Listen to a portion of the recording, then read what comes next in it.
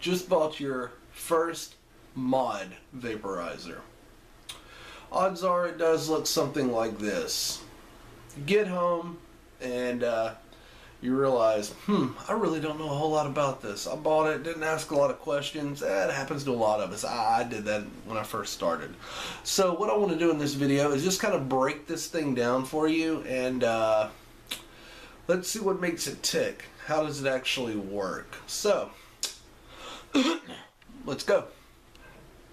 So here is your mod. Odds are, like I said, it looks something like this.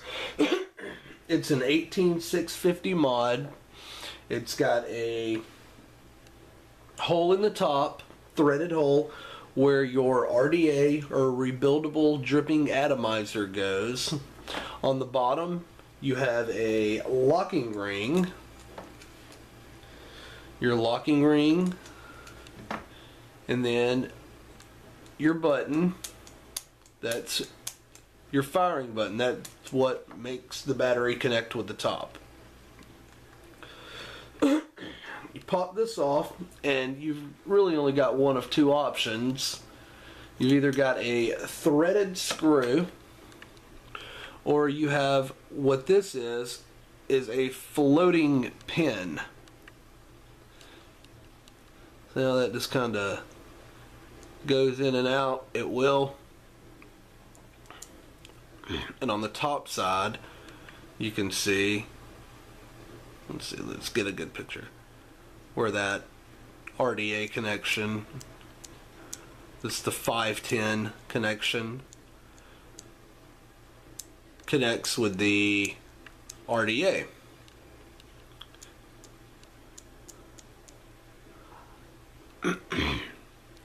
And that is your top cap.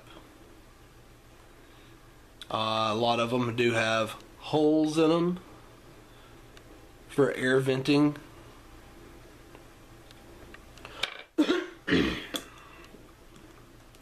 Then your mod is probably in two parts. These are your barrels, as most like to call them, or at least I do.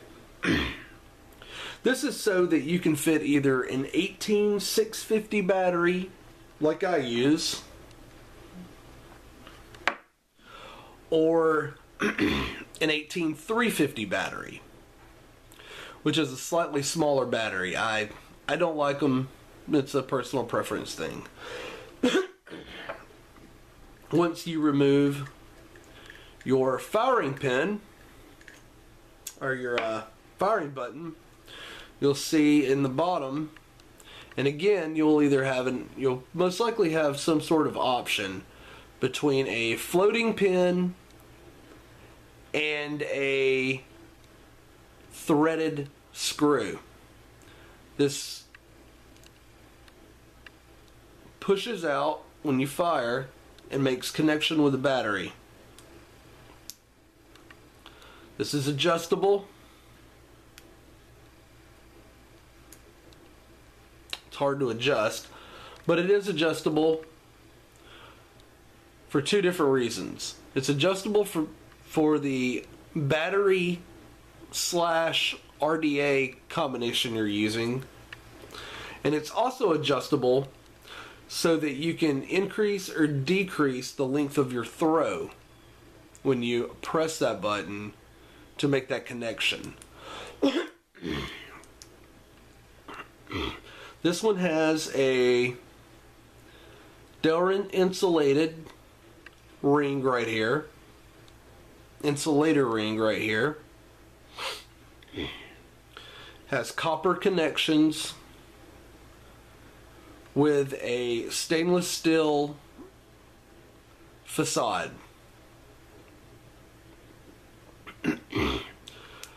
I'm not going to pull this apart, but up under here, what keeps this tension on here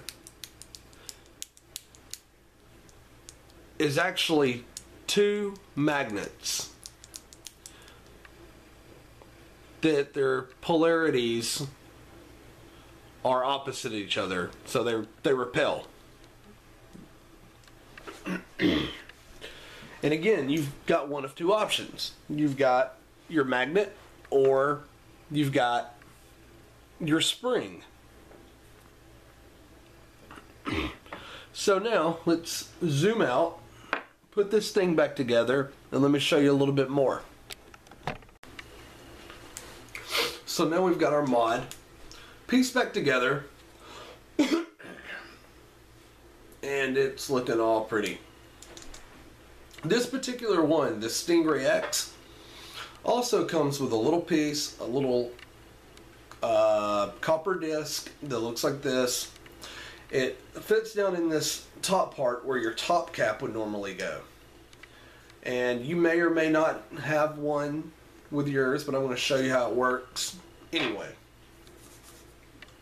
So, with this little guy, you take your RDA here and you screw it directly onto your RDA. Do not put it in your mod, then put the RDA on. It may malfunction and your battery could blow up. If you look, you want to make sure, you absolutely have to make sure that your 510 connection on your RDA is sticking out to make contact with the battery. You do not want this ring to touch the positive side of this battery. Again, this battery will get extremely hot and possibly explode. Bad news. So, if you're not sure about it, ask your shop. Go to the shop, ask them, hey, how do I need to use this? When you attach this like this and put it on, it is called hybrid mode. You have now gone into hybrid mode. It is just a stronger connection with your battery. That's all it is. There's no, you're cutting out your pin right here.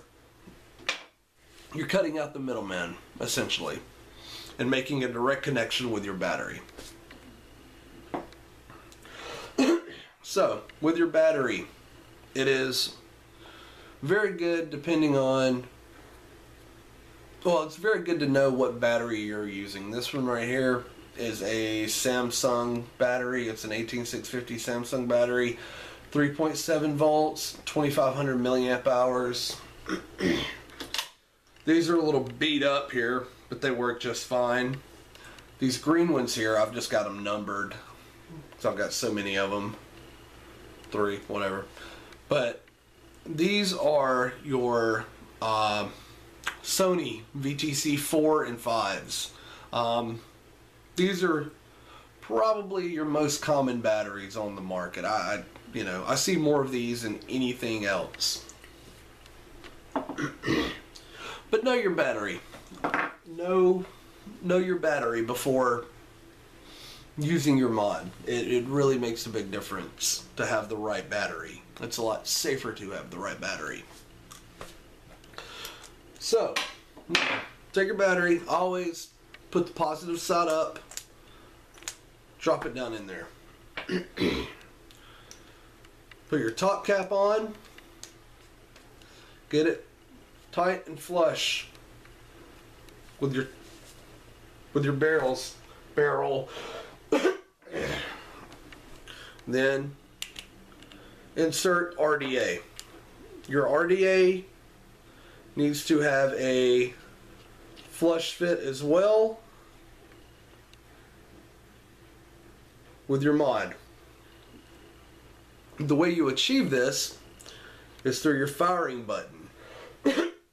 If it does not sit flush, unscrew that bad boy just a little bit and keep screwing your RDA until it sits nice and flush. That's a good flush fit right there. Now, turn back and get your firing button. Oh, excuse me. Well, get your firing button snug. Don't tighten it up too much. There's no need for it. Now we have just assembled our mod and ready to use. If you know, you do have your coil in there. So when you press this bottom button, you should fire,